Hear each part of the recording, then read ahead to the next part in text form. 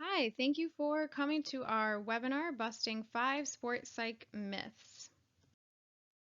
I'm going to introduce myself. I am Emily Galvin, one of the brain trainers with Summit Performance Consulting. I'm on the left there in the blue, next to my trusty business partner, Teresa Junta. If you would like to learn a little bit more about us, head over to our website. To start, I want to make sure we're on the same page about what sports psychology is and, importantly, what it's not. So, sports psych is the study of how psychological factors affect performance. That means how things like dealing with anxiety before competition or using visualization influence performance and well being.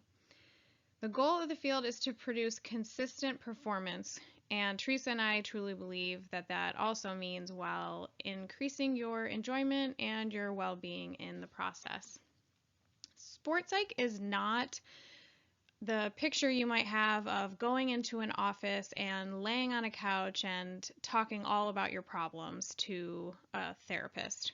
It's a lot more dynamic. A lot of times, practitioners like Teresa and me will be out on the fields or on basketball courts with athletes, um, really being where you are in competition. And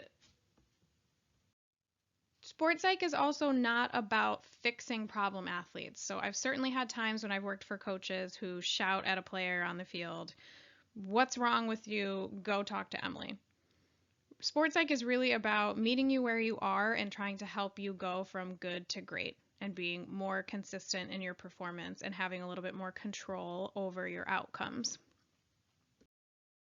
So, without further ado, let's jump into busting 5 major sports psych myths. The first myth is too much confidence is a bad thing. Teresa and I hear this a lot from athletes when they talk about athletes who get really cocky or arrogant, but I do want to differentiate between high levels of confidence and being cocky and arrogant.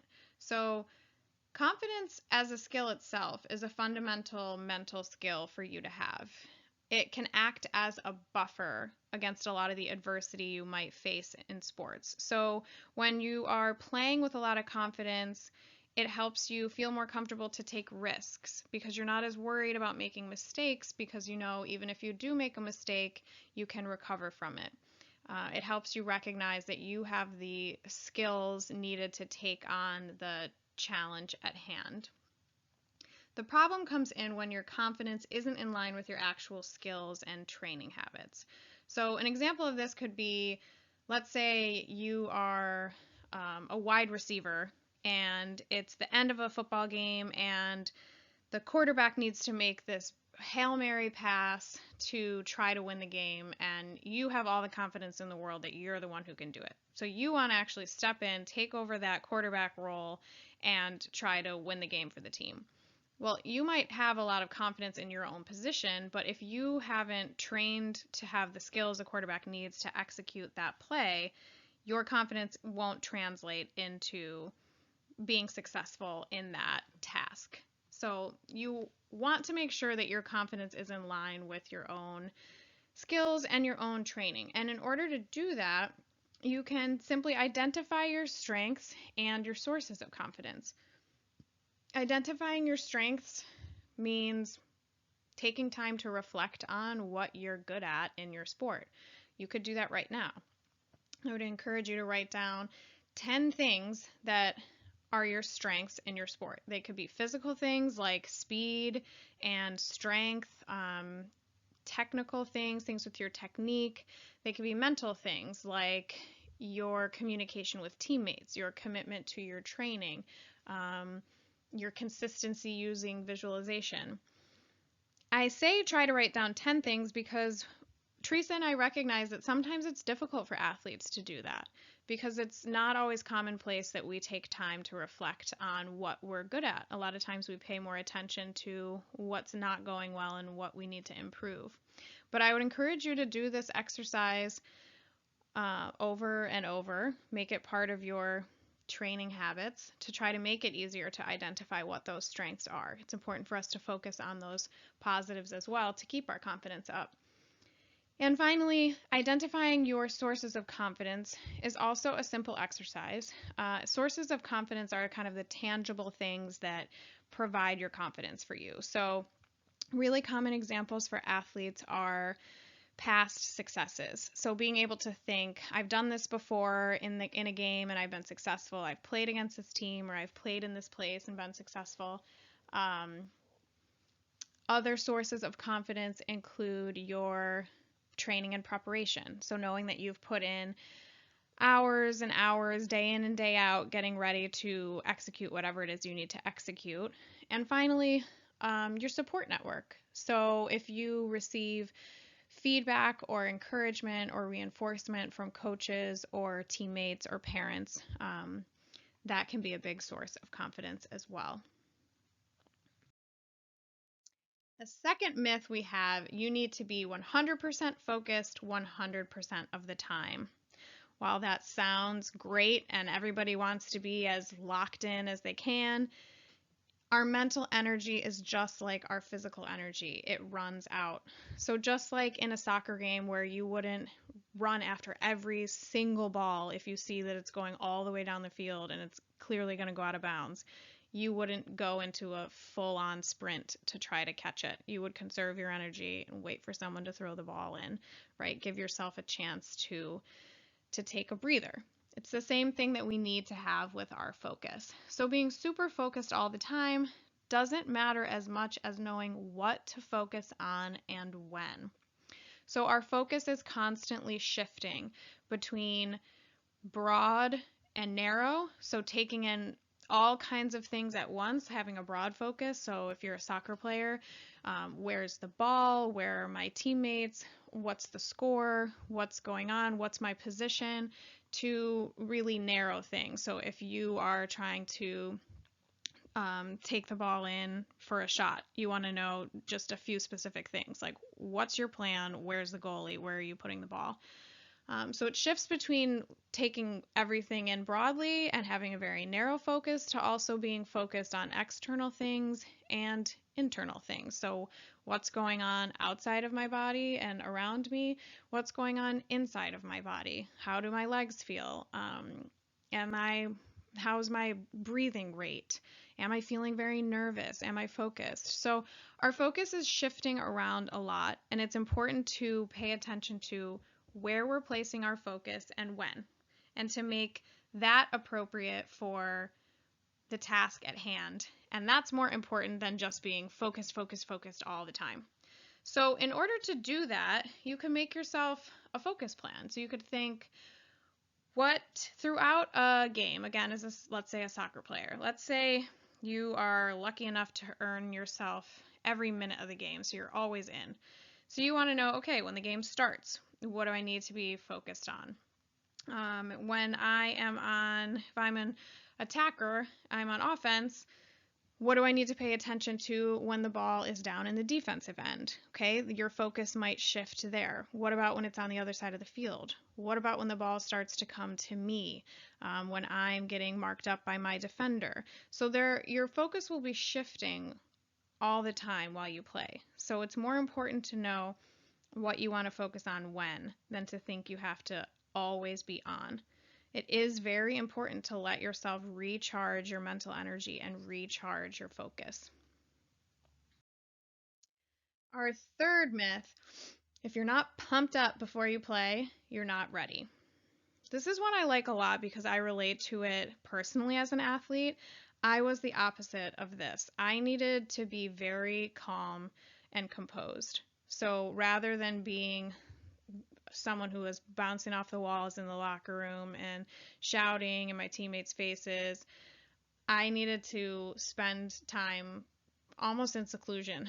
I would kind of sit off by myself, focus on what I needed to do some centering breathing, because otherwise my nerves would just get out of control. So what I'm referring to here with being pumped up, being relaxed or calm, and nerves, all of that relates to activation. So activation is just what we feel in our body. That includes your heart rate going up or down, your sweating rate going up and down, your breathing rate, how fast you're breathing. the butterflies you feel in your stomach, getting jittery. Those all are examples of activation. And activation, the ideal activation level for any athlete is really individualized to you. So you might be sitting there thinking, oh, I'm just like Emily, I need to kind of be off on my own and be composed, or I'm totally the opposite of that. I'm definitely the person who's bouncing off the walls, blaring that loud music, hopping around, and maybe you're somewhere in between.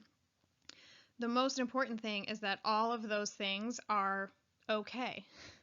What's ideal for you is what's ideal for you, and it's important to find out what that is and to do it consistently, because that's how you best prepare yourself individually to execute what you need to do. And even if you're a part of a team, it's important for you to be able to bring your best in your role on your team. So consider how you like to feel and what you like to think about before you play to identify this. If this is not something that's just jumping out to you, oh, I like to be pumped, I like to be calm, try to think about what are some of the best games that you've played recently. And if you can think about it, what were you like beforehand? What were you like at halftime? Were you really amped up? Did that work for you? What were you thinking about? Were you thinking about crushing the other team? Were you thinking about anything except the game? Were you thinking just about what you needed to get done? And find a way to piece together what works for you and what doesn't. And when you figure that out by thinking about your best games and some of your worst games too, try to make a plan for what is ideal for you. So if, like me, you like to be calm and composed, think about 20 minutes before we're going to go out on the field, I want to put my headphones in, listen to this kind of music, or I want to go through my 3 goals that I want to execute in this game. I want to pull aside this one teammate of mine and talk about our plan for the game, or I need to be focused on other things. Whatever works for you. I need to add in some centering breathing or do some progressive muscle relaxation. Those are all things that you can do to try to be more composed, for example. So find what works for you and know that what works for you might not look the same for your teammates. So it's also important sometimes to tell your teammates what works for you. So rather than maybe having a teammate who thinks like, why is Emily always sitting off in the corner? She doesn't want to like jump around with us. Just letting them know, this is how I get myself best prepared. And you guys do it a little bit differently, but then when we get out on the field, we're all ready to go. Okay, so number 4 out of 5, it's best to be motivated by winning and not improving. So motivation is simply what drives us, what pushes us to persist in our efforts in sport and other things in life.